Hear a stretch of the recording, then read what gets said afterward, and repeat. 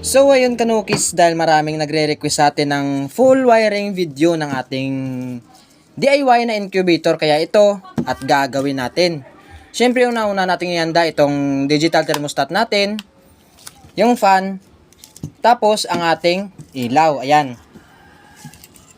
Sa pag-wiring naman, dito sa ating digital na thermostat, titignan natin sa likod. Nandito yung NTC, siyempre yung ating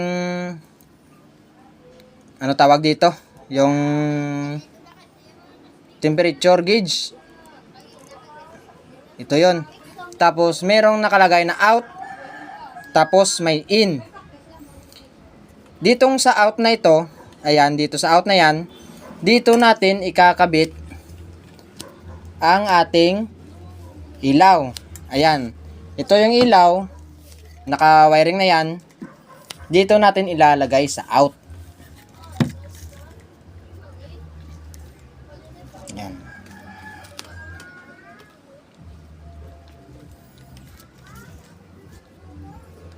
Kahit na magbalik-baliktad yan, okay lang naman yan. Ayan. Nasa out na yung ilaw. Tapos, ito namang fan natin, dito din yan sa out.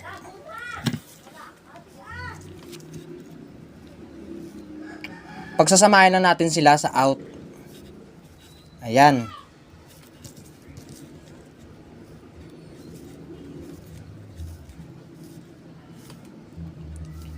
Siyempre at para safety, lalagyan natin ng electrical tape. Kailangan, nasa naman rin? Ito ba?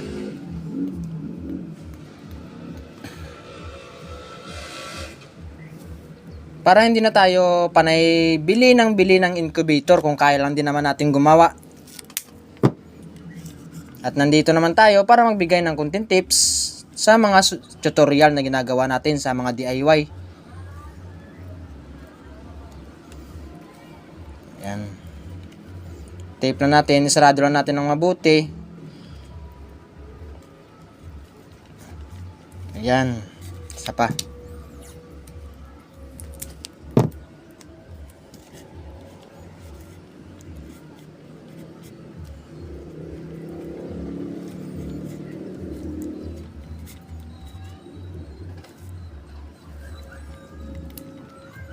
Yan.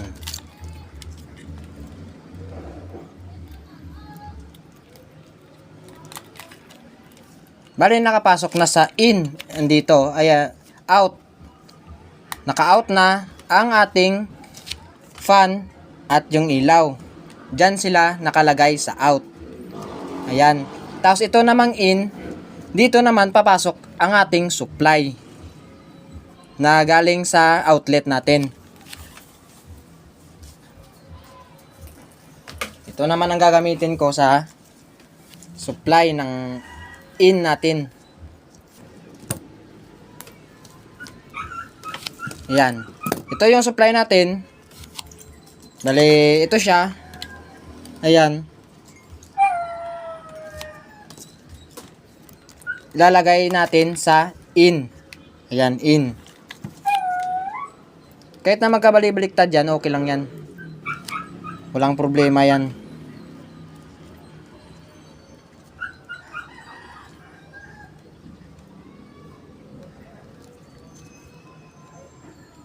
Siguraduhin nyo lang na magiging tama yung pagkakalagay nyo ng tape pag nasirado nyo na, para maiwasan na pag shortage.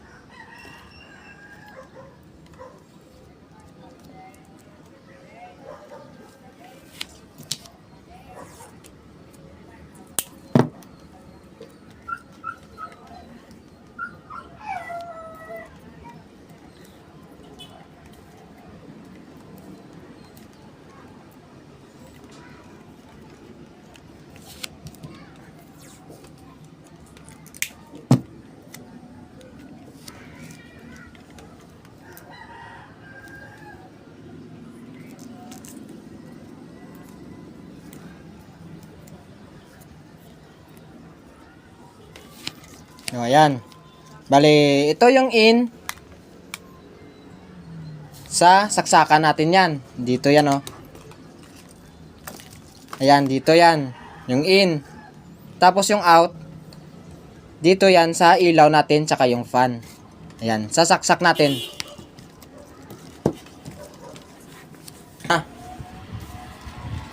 Ayan.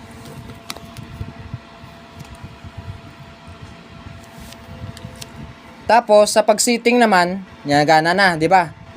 Yung ilaw hindi nagana. Baka napundi. Try natin palitan.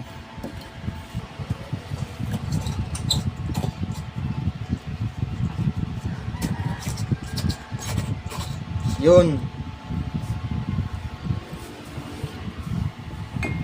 Ayan, umilaw na yung ilaw, tsaka yung fan gumagana na rin. Tapos sa pag sitting naman ng temperature natin, ito nakita nyo 20 ano yan, 26. Tapos magsisimulang umilaw ang ano natin, yung ilaw natin, long press natin to. Ayan, pag nag-blink na, pwede na yan. Pwede na natin i-setting pataas. 37.0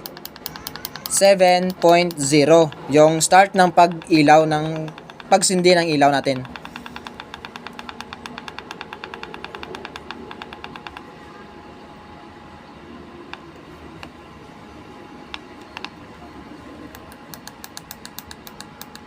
Yan, 37.0 mag-start na mag-ilaw yan. Tapos sa temperature naman sa pinakamataas 37.8. Ayan, naka sa 40 degrees siya. Ibababa natin. Long press lang natin to. Ayan, pag nag-blink na okay na yan.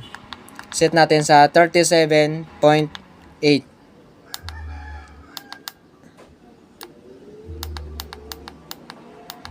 Ayan, 37.8. Ngayon nasa 26.7 siya. Pag uminit na to, ito yung NTS niya. Siyempre nasa loob ng box to kailangan iinit to. Ayan. Pag uminit yan, so ayan, 27.1. Tataasan natin. Sisindihan na natin ng lighter para uminit. Yan. Yun, tumaas. Tumaas ng 36 point, kulang pa. Sindihan ulit natin. Yun, tumaas, namatay. Umabot ng 39. Tapos, pag bumaba na yung temperature niyan, tulad niyan, 37.0, ilaw ulit. Ayan. So, yun lang, kanukis, at sana nakatulong sa inyo ang tutorial na ito. Maraming salamat sa panunood. So, yun lang.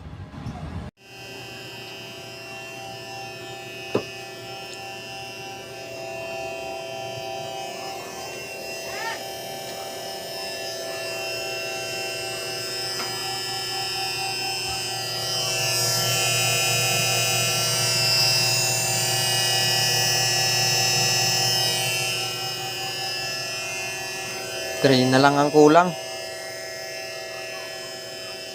Makasolid. Sheesh!